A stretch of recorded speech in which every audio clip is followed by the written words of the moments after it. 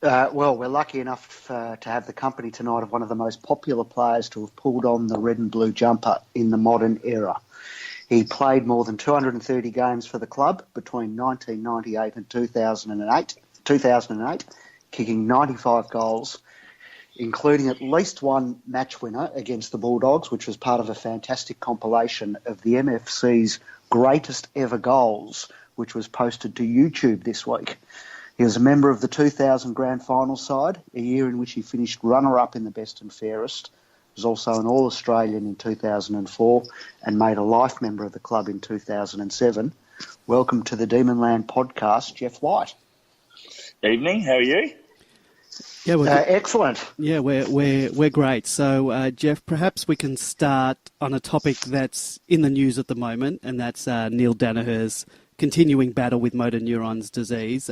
It's a big freeze at the G this week, where Dana's fundraising efforts are front and square, and we've all admired his courage and drive and bravery in setting up this campaign and relentlessly promoting it. And you played under him and know him. Can you tell us a bit about your relationship with him, both as a coach and in the personal sense?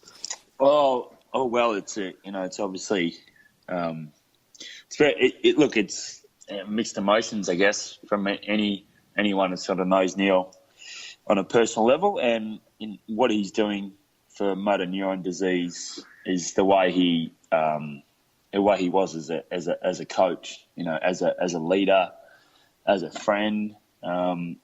He was so inspirational in his time when he was a coach, and the way he's driving the fundraising at the moment is a mirror image of what he used to do for the Melbourne Footy Club in relation to driving membership, getting the fans excited, getting behind the players, all that sort of stuff. And so what you see with Neil is the way he was as a coach, and that's him. I've caught up with him quite a bit just recently, actually, in Byron Bay, and he's still Neil. He's still, even though he's going through such a debilitating disease, and he shies away from that. He just says, right, this is what I got to do. So optimistic, so positive about his drive for finding a cure, and it's just a huge credit, and he's an inspiration to everyone. And I'm just so thankful that he was a coach but also a friend, and it's even so heartwarming to see so many people getting behind it from every club, from every sport, from every business that you see. It really is quite inspirational what he's been able to achieve. Yeah, well said. I mean, as supporters, we're guilty more than anyone of seeing football as a life and death thing, and expecting players to sort of treat it with the same seriousness. But Neil's situation puts all that in perspective, doesn't it? I mean, this is a real life and death struggle, and the ways his positivity is just. It's hard to believe, almost. Well, it is. It's truly inspirational. But I know his wife quite well. I know his kids really well, and they said, "It's Dad. He hasn't. He's my husband. He hasn't changed." In the midst of what he's going through, the message is that he hasn't changed. He's still my dad. He's still Neil. He's still rowdy. He's still that personality that he's always been. And he's always one, like when we're playing under him, one of the things he used to, I guess from a personal side of things, the one thing he said to me when they brought the rucking new circle out and stuff like that, he said, you just have to adapt. Just adapt. You can't do it. You can't do anything about it. Just adapt. And that's what he's doing right now. He's like, I want to find a cure. So let's do it. Let's, it might not happen before my time, but hey, let's get on the front foot. Let's try and raise some money.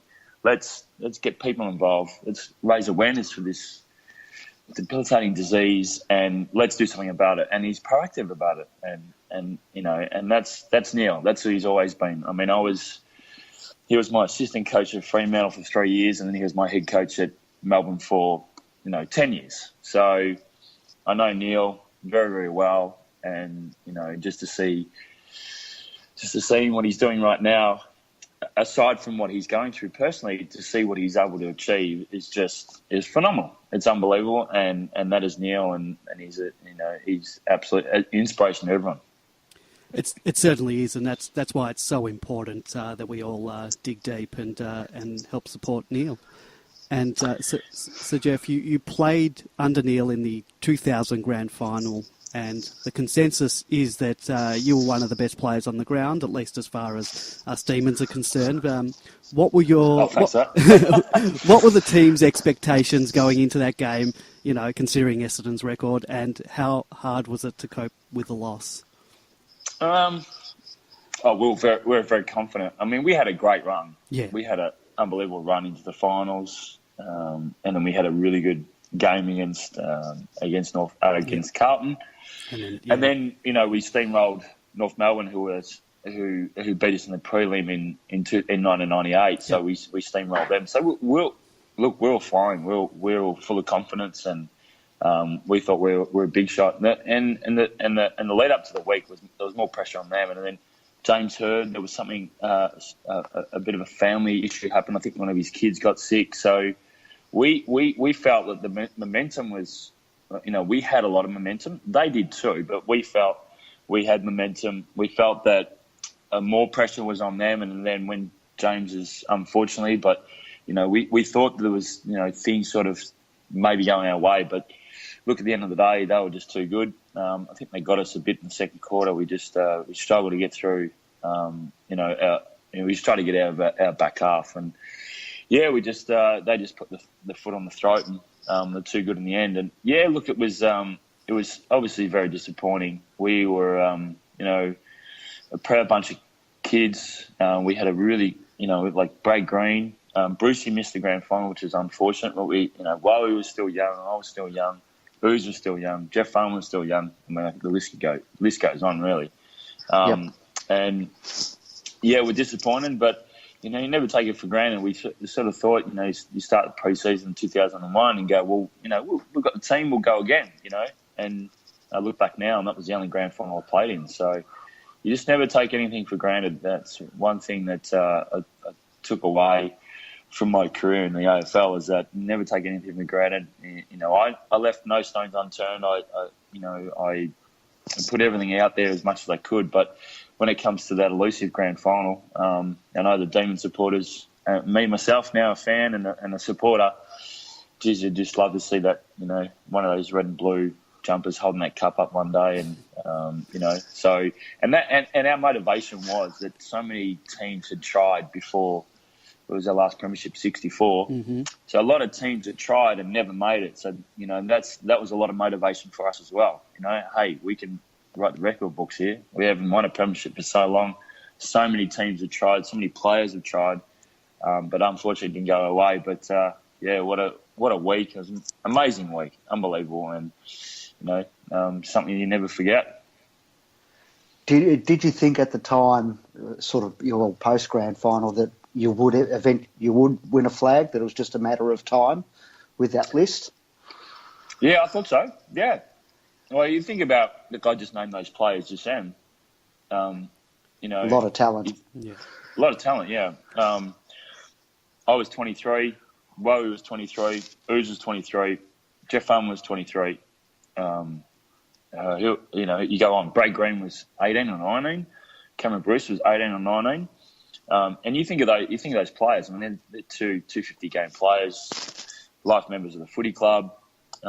So you look back then and go, well, it was a healthy list, But it's the way it goes. It's footy's a tough game. It's brutal. It's you've got to be at your, if you're 5% off, then side's going to knock you off the perch, and injuries come with that as well. We suffered some injuries in the coming years and so on and so forth. But it just shows you how tough it is to win. And I definitely take my hat off to teams like, particularly that last decade. Collingwood, Geelong, Hawthorn. Sydney have won a couple. I just take my hat off to those teams and just go, wow. You just think of all the players that have have played the game and never won a flag, and these guys have won 3 and 4. It's just phenomenal.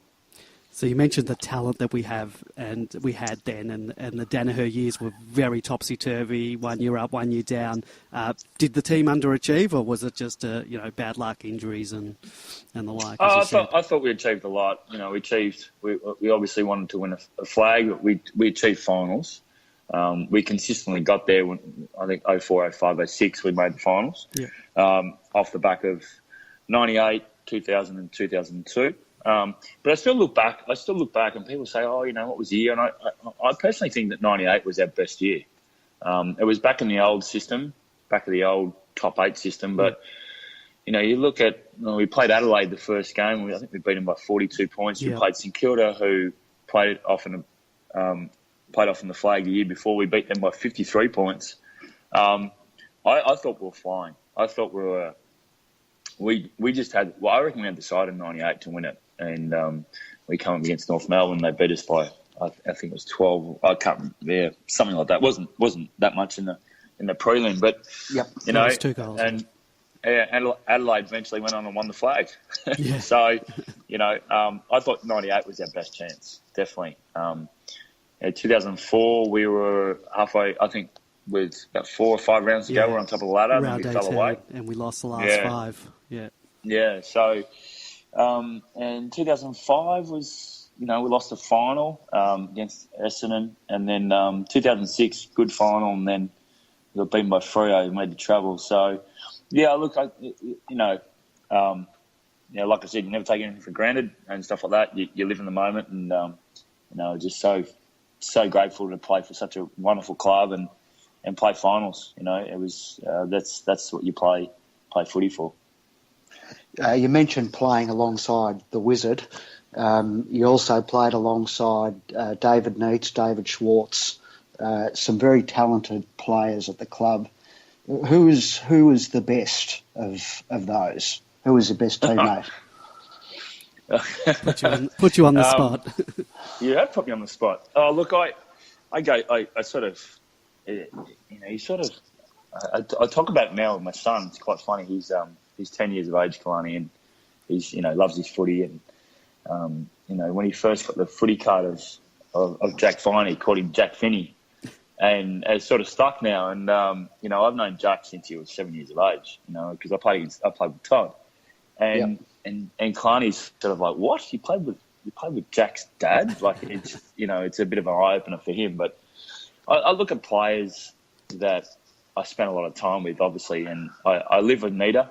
Still good mates to this day. So, I lived with Nita. When I first came to the club, he just grabbed me, big bear hug, grabbed me under his wing and said, mate, live with me, and just really welcomed me in the club. So, always thankful for Nita's time. But, I just go through the midfielders. I play with 𝗍𝗓, 𝗍𝗓, yep.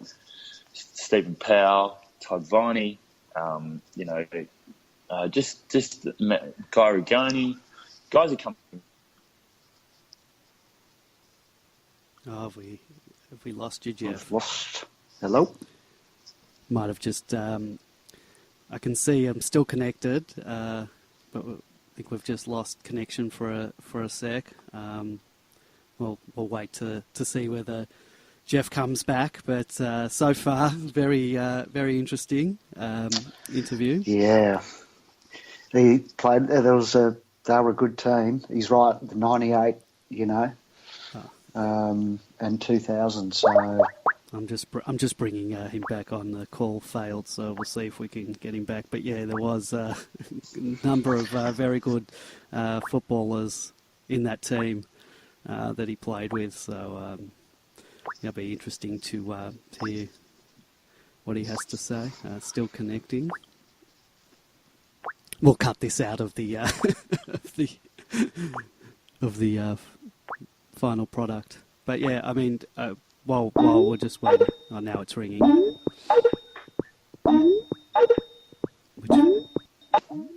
Jeff, we got you back. The old Skype malfunction. Okay, Sorry about that. That's all right. We'll cut that out of the final product. Yeah. So we're good to go? Yeah, we're good to go. Yeah, we're good to go. So you were going through the midfield and just how talented it was. Yeah, so when you spend a lot of time with those midfield players, you work on tactics, and it's not only in the centre bounce, but it's also around the ground. And you have, like, when I would go to stop play, boundary throwing, I'd tap the side of my leg, and that's where I was going to hit.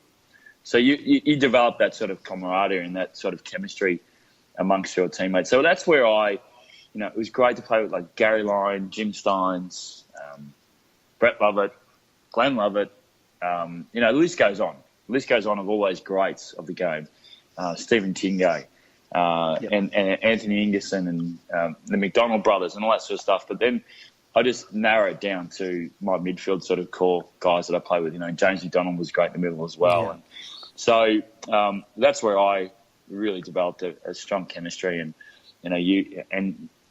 you sort of got the stage where during the week you'd think about, okay, who are we playing against? And, where's the hitting zone? What's that ruckman do? Where does he hit? This is where I reckon we should hit. Can you come around this way? Your starting points are here. So it became really a real good dynamics that was what I really loved doing. And that's what I always loved it as a kid, and I loved it when I was playing AFL. Do you still keep in contact with anyone? You mentioned Nita, you're still good mates with. Anyone you've had lasting friendships that, you still even speak to on? Yeah, totally. I just spoke to Cameron Bruce tonight. So I spoke to Ooze last week. Speak to Jeff Farmer quite a bit. Still speak to Guy Rigoni. Still, there's a lot of players. It's lifetime memories and lifetime friends. So I'm a bit sort of isolated here on the Gold Coast. I think I'm the only past player that lives on the Gold Coast. From my era. But when I go to Melbourne, always catch up with them. But the beauty, I guess, is the social media aspect, is that I'm able to keep in touch with those guys. And I'm heavily involved, as you know, with social media. And it just gives me a great avenue to know what they're up to and to keep in contact. And the best part about living on the Gold Coast is, come the end of the footy season, where do they all go on holiday? The Gold Coast. So, Brock McLean, Jared Rivers, think of players that, James Frawley, think of players that have been at the club and now at other clubs I still keep in touch with. So, it's a long list of players that I keep in touch with, which is great, my wife still keeps in touch with a lot of them as well. So it's great. You're renowned for your incredible leap, which was so good that the AFL, as you mentioned before, actually changed the rules midway through your career and totally changed the ruck contest. Just take us through what you thought of it at the time. You mentioned what Dan has said, that you just had to adjust. But how did you feel about it? Because it wasn't to your advantage, was it? No, it was a little bit of a... it was quite disappointing, because I'd always loved that DK Lilly run up, come off basically the boundary line, centre up back, and then just jump as high as I could. And because I had that leap, it was such a massive weapon as an advantage. And it was something I love, I craved. When I was a kid, I know that was always, that ruckman at the end, standing face to face, wanted to try and, throw their weight around, but I knew I had the advantage of jumping. So I just felt that was my aggression point, I guess. And it was taken away. It was sort of felt that I loved that so much, it taken away, but I sort of had to adapt. I had to try and change my angles and, but, oh, well, it's the way it goes, and I just try to do the best I could and try to utilise what I had, but then I also just make sure that, I still connect with my possession around the ground and be as damaging as I could. So I guess my tactic was to try and run the ruckman off their feet, so when they were in the centre they were tired and they couldn't jump, so sort of bring them down to my level a little bit. And I was always going against taller opponents, always, jumping against Sandilands, you need to be on your game all the time. You jump against someone like Dean Cox, who could jump and he's tall and he could also run. So it was certainly an interesting time. I know that they wanted to get rid of the PCL injuries, which I myself had a PCL injury as well. So I think it worked. I think it was effective, and I think to this day, it's the AFL can definitely go back in stats and say, hey, We've got limited PCL injuries, which is, I guess, from a ruckman's point of view, is a positive for the game. Yeah, so the AFL have tinkered with the ruck rules again this year, and they've banning the third man up. Is that a change that you support? Is it good for the game? Look, it becomes it becomes an arm wrestle, it becomes a battle of the two ruckmen, and look, third ups used to be. I think the beauty with third ups and how teams used to really benefit was particularly forward to centre. So you got the ball at centre forward, you run a play and you just hit it forward, and you got players running forward. So it gives you the momentum to run forward. But the tactics I used to use is I would stand in front of my ruckman and say right third up, so I wouldn't cop a knee in the back. So that's where it was a lot of tactics. You used to that was one of the things you had to do.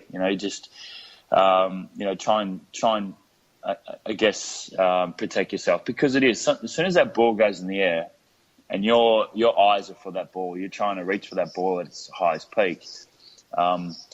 It is daunting aspect to feel that you've got to have really good lateral vision. You've got to be able to sense if there's players jumping and where they're coming from as a third up component. So I guess that's one of the skills that ruckmen don't have to practice anymore. I used to try and practice that all the time, because I knew that because I had a bit of a leap. I was possibly going to be the first one to try and jump on. There was always going to be someone trying to get over top of me. So. So you had to be aware of that, but they don't have to do that anymore. So, look, it becomes a bit of an arm wrestle between the ruckmen now. So, you have to position your body well and do the best you can. The umpires are lobbying and others are lobbying to get rid of the centre bounce and just have the ball thrown up. What do you reckon about that? I think leave it. I think you don't want to take too many. The beauty of that game is so much history. There's so much history, 125 years of history or whatever it is. So you don't want to try and eliminate those sorts of stuff. And the AFL's aware of that. I think what they do now when they bring it back and they throw it up, great. I think they just need to leave it as it is. The thing with the bounce is that it's. I know when the ball would bounce slightly over my opponent's head, that was an advantage for me, because I would get more of a run up than what my opponent would. Yeah. So when you actually then go to the throw, you're on a even playing field, which is okay, but it takes away the uncertainty and the unpredictability of it. Yeah, the unpredictability of having the bounce at the centre bounce, it just creates a different aspect to the game, and it's something that's been there forever. So I think my opinion is to leave it. Throw it around the ground, that's fine, and make sure the umpires make sure the ruckman is set, then throw it up. Great, that's no issues there, because you obviously around the ground is going to be a little bit uneven, and normally in the centre it's quite flat. But you just got to leave history, in my opinion, and leave the centre bounce. And if it's a bad bounce. We saw a shocker on the weekend when I was commentating the Suns and who was that club just had a mental break, but they just threw it up, done, all that. So so I think my mind just leave it. Eagles, that's the one. Eagles, yeah. I was trying to think of other one, but I think just leave it. It's part of the history of the game. Amen. Yeah. So. Who was the best ruckman you played against, and also you can answer who's the best ruckman in the game at the moment? Best ruckman I played against, probably Dean Cox. Matthew Allen for a little bit, Carlton and Essendon. Those mobile ruckmen, those guys that were tall and that could jump and they were smart around the ground. Luke 𝗪cie was a good ruckman. We had some really good battles against Luke 𝗪cie, but I think Dean Cox, he was a superior runner, very, very hard to run against, and and he was tall. I mean, 6'6", 6'7", he could jump. It's hard to combat that. So he was certainly a tough task. Had some really good battles. Best ruckman today? It's a good question. There's a lot of. I really like Paddy Ryder. He doesn't get a lot of possessions around the ground. He kicks goals, but his ruck work at the moment is just, and he's in good nick at the moment. Yeah, Yeah, but I saw him early in the year when they played Brisbane up at the Gabba, and just he was going against Steph Martin, who's an ex-Demon, but I think Steph Martin's a really good ruckman as well, and he just had it on the string in relation to his palm work. He flicks it behind his head, he flicks it forward, he flicks it to the side, flicks it to left and right, and he's doing that. And he's been a great asset to the Port Adelaide Footy Club this year. So I really like the way he's going at the moment. If you're thinking all Australian sort of stuff, he would have to obviously be up there. So and look, you missed the big fella, big Maxi gone. Had a great year last year, and looking forward to hopefully getting back for the Demons and that as they charge to the finals, they're just I think they're in such a good place in the moment, Melbourne. I think they've got that, they've got a really good injury list at the moment, which is really critical this time of year. I know they're going to get probably Spencer back, but they're definitely going to get Max Gorn back. So they're in a really good opportunity in the middle of the year. They're one spot out of the 8, and they're just in a really good space to then be able to, just have a really good second half of the year and have a crack at those finals, which we haven't been in since 2006. We'll discuss, actually we'll ask you a question about Monday's game in a moment, but when you finished up your career in 2008, the consensus was that you were still capable of playing some pretty good footy, and there was, I think, speculation that you might play elsewhere. Ultimately, you decided not to nominate for the draft or to play on. You called time. How hard was it to make that decision? I took some time just to have a think about it, and I always said, I guess it's a Michael Jordan sort of being my idols. Michael, the moment you sort of stop enjoying the game is when you walk away, and that's exactly what happened. I just stopped. Yeah, I used to love doing the extra weights, the extra runs. I loved all that sort of stuff. I had my own personal trainer outside of footy, and just really lived and breathed footy. And in the sense of getting my body right, making sure that I was fit, mentally and physically prepared, and I just felt that second half of the 2008, I felt that sort of slipping away, and that's what was a bit of an indicator for me to step away from the game, and I actually played 2009. I played with my brother. Played a year up here in Queensland, and I just really enjoyed the footy. I think it was good. It was a good way to finish, because 2008 was a pretty down year, and so was 2007. So I had come off the back of 2 years that were pretty low in relation to where we finished on the ladder and all that sort of stuff. And so it was great to finish in that way. But look, I knew, and it was quite ironic. Just during that last year, I had dreams of being in front of a computer, staying up late, and I don't know, it was just sort of, you go with your instincts, I guess, and didn't know what I was going to do post footy, but I just always had those dreams of being in front of a computer and all that sort of stuff, and it's quite funny, I'm doing that today, so, you just got to go with your instincts, and that's what I did. So you mentioned you were playing in the Gold Coast. Was that your decision to move to the Gold Coast to play footy? Yeah, look, I wanted to. It was sort of. I definitely wanted to relocate. We bought a house in 2007. My wife's originally from here, but I fell in love with the place in 2001 when I came up for a holiday, and just got some great friends here now. I love my golf, as you know, and all year round the weather's great. It just felt really good for my body, and so when I retired, that was bang. We moved up straight away, and I sort of. I didn't really want to play, but then my brother said, "Look, we've never played together all through juniors. You left when I was quite young and pursued AFL, so we knew I had a chance." So I said, "All right, no worries." And his club was struggling at the time. They had only, in 5 years, I think they only won 7 games or something. So we finished third on the ladder that year. We recruited, got some really good kids in. I think obviously with my signing, sort of got some other kids in across the country, and we had a really good year. It was great fun. raised a lot of money for the club, and it was just good to get back to playing, enjoying my footy. And unfortunately, my brother got injured the whole year, so we ended up only playing the last home and away game together. So he was along for the whole journey, but he got to play the last game, which was great. And finally, just got to wear the same jumper together and play in the same team, so it was good fun. It was just good to finish, footy. I played since I was 8 years of age, just to finish on a good note, because 2008 was quite. Even though it was, my last year, it was quite disappointing the way it sort of was, and I didn't thoroughly enjoy it, so it was good to finish it that way. So you coached a little bit at Gold Coast part-time.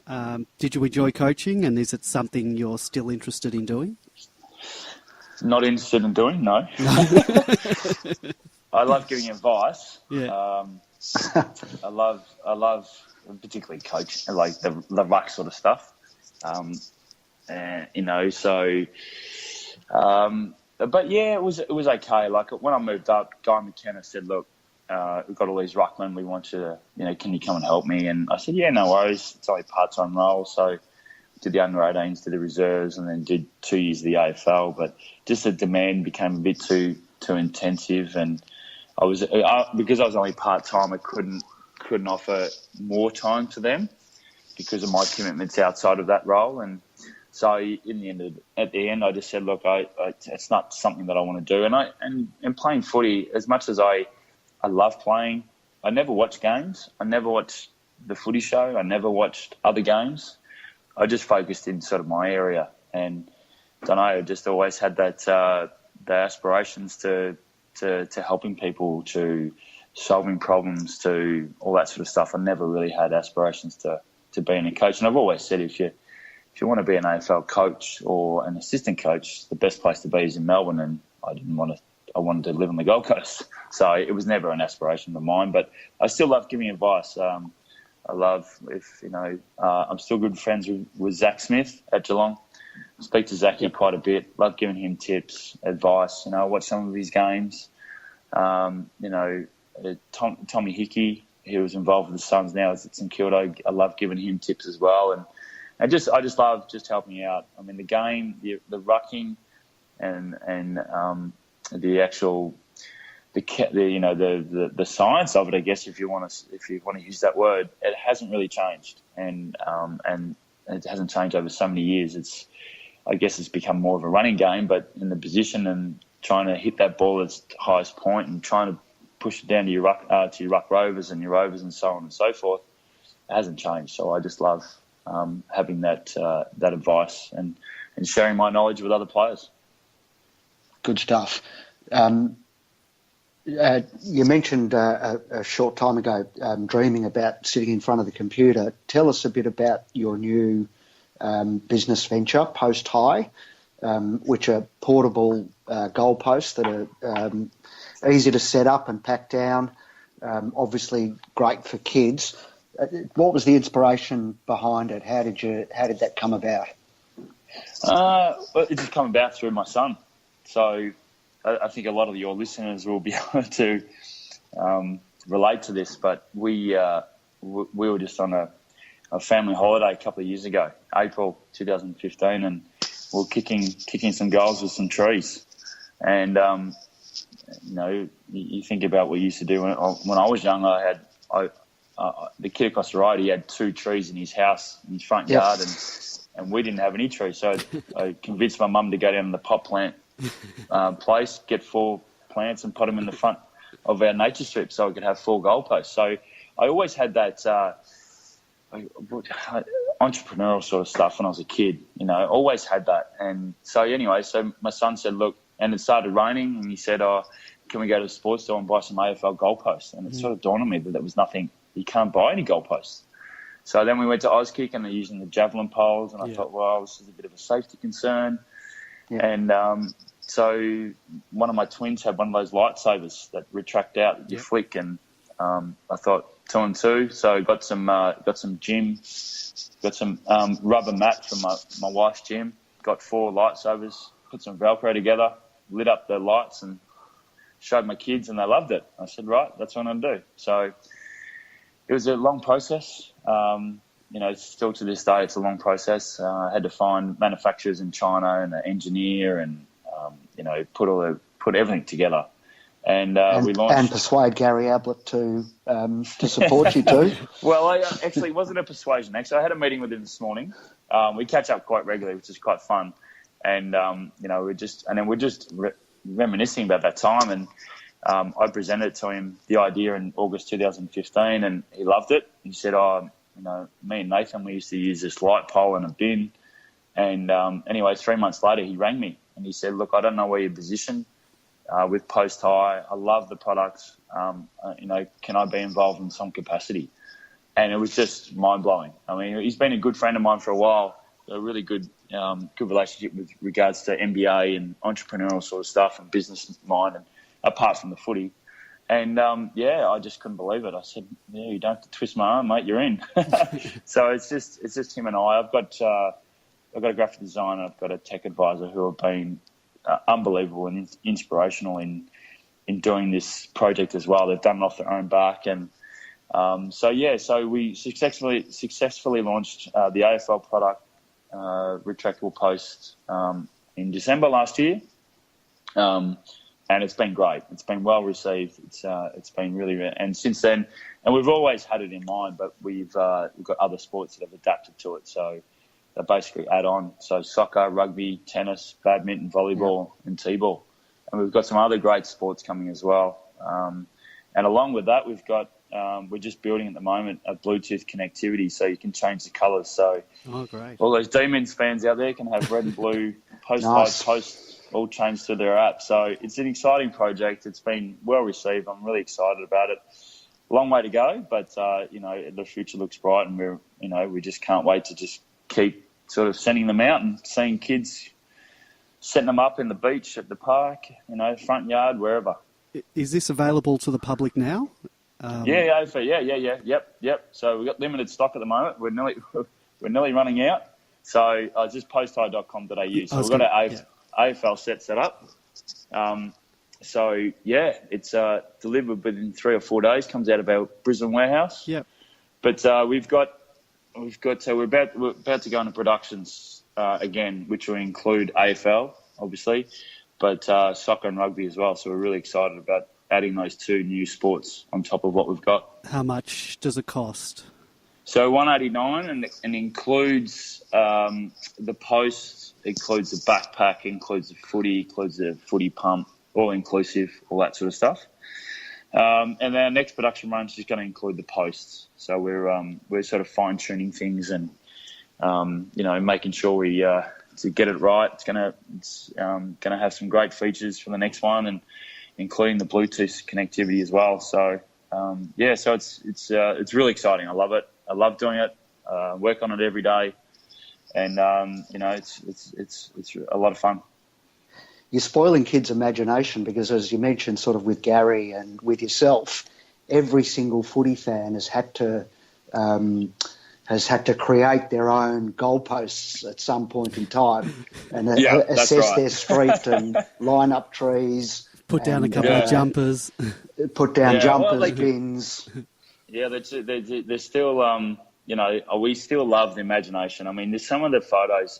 I mean, we receive photos every day, which is what I love. I get a big thrill. I mean, I got a photo last week of a guy in China, a kid in China, and there's very limited grass, as you would know. In China, there's not a lot of grass area, and they set it up near in a street, and I just loved it. It was just great. There's kids just kicking snapshots and check sides and all that sort of stuff, banana kicks, and we get photos, and I love it. I love where kids set up. The beach. Kids set it up in front of in his farm. And it looked like almost the geese were the goal umpires. So it's great, and we still want kids to have the imagination and all that sort of stuff. We're just simplifying it for them, and we've had kids that have put the goalposts really close together, which is quite fun. They've made it really, really wide and made the point posts really, really close together. So they're still using imagination, which is great. Yeah. So, but we just love it that the kids can just take them anywhere. I mean, over Christmas was phenomenal. Caravan parks and you name it. It was great, and that's what that's what I love. That's why I love doing it. Is this an AFL endorsed product?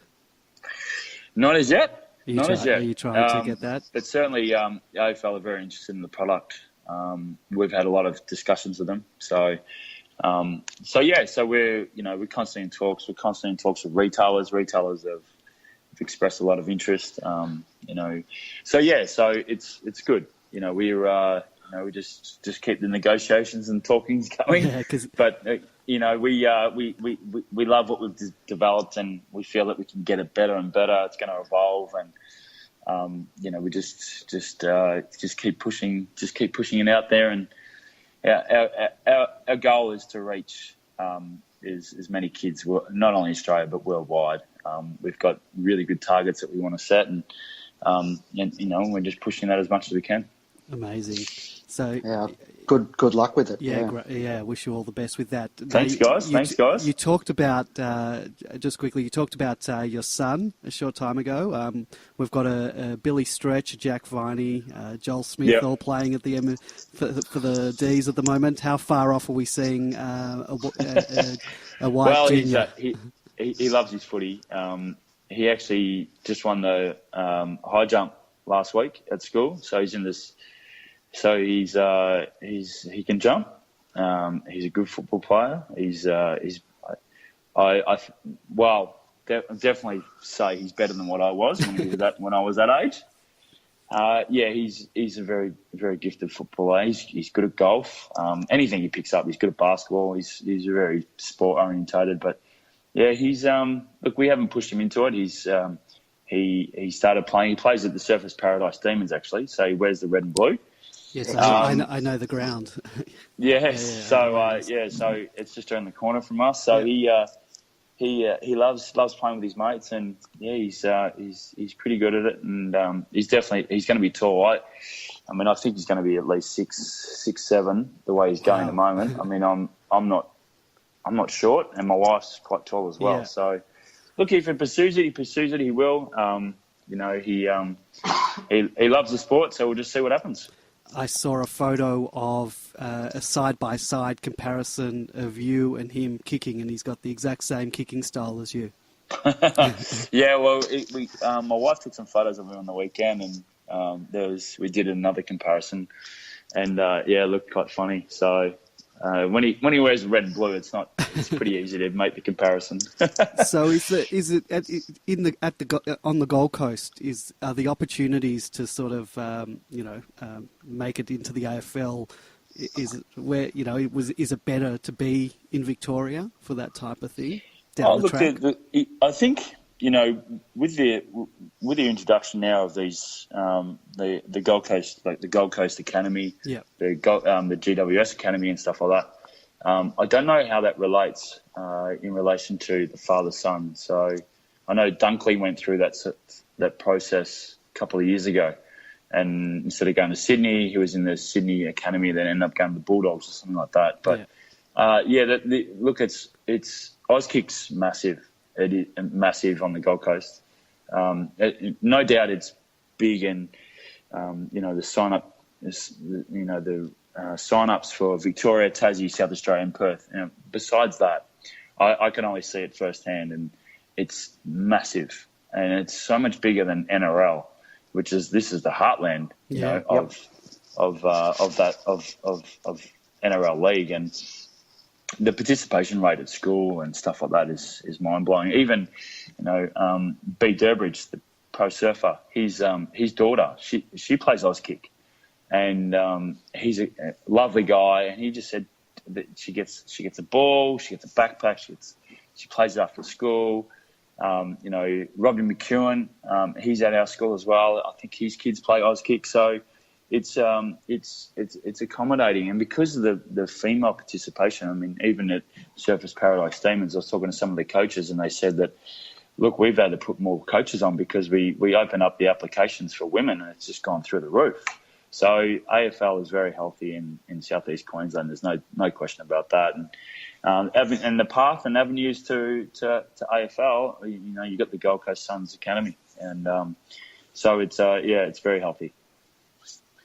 We talked a moment ago about White Jr.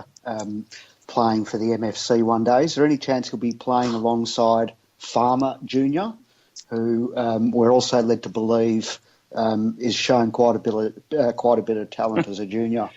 Well, you would like to see what's the that, Wiz got you? to say about that?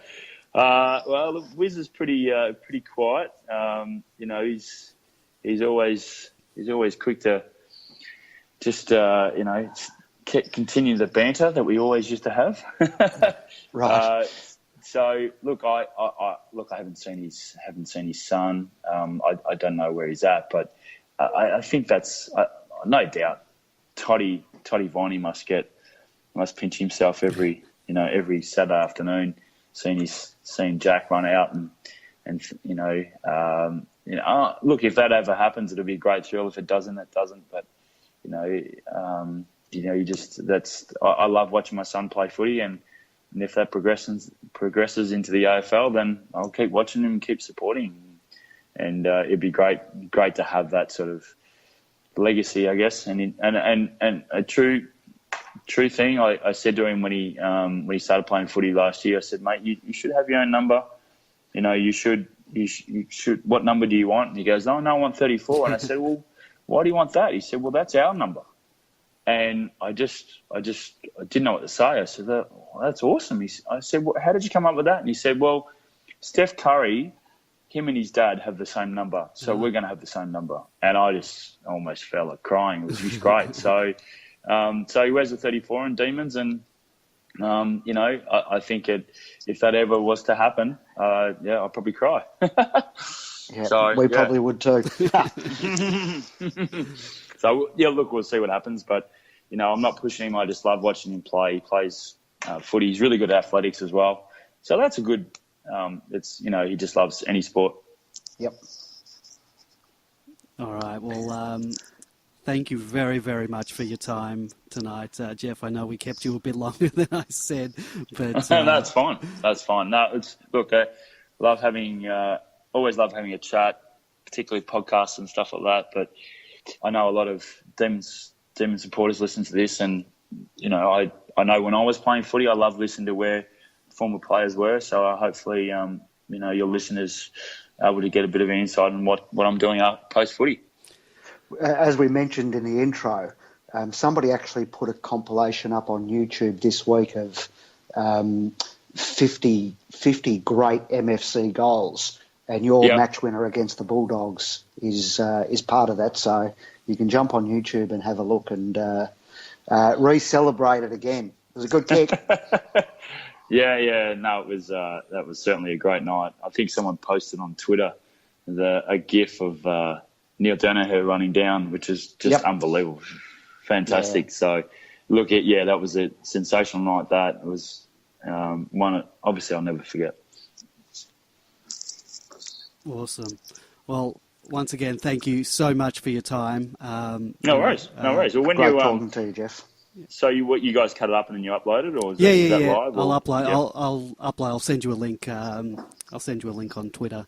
Just tweet me in, and that'll be great. I'll retweet it for you. Thank you. Appreciate that. Thank you very much. And everyone, get it. What was the post high URL again? posthigh.com.au. Great. Everyone should get out. There is a thread about it on Demonland, so punters already do know about it. But if you don't get on more the merrier. More the merrier. Yep. All right. Well, thank you very much for joining us once again. It was a pleasure. Thank you. No worries, and go the D's, go the Red and Blues, and keep that keep the energy going with these podcasts and get the fans excited, because I think they're a chance to make the finals. Oh, great! That's good to hear. Good times are coming. I agree. That's right. All right. Thanks, Jeff. Thank you very much, Jeff. No worries. Take care. See ya. Cheers.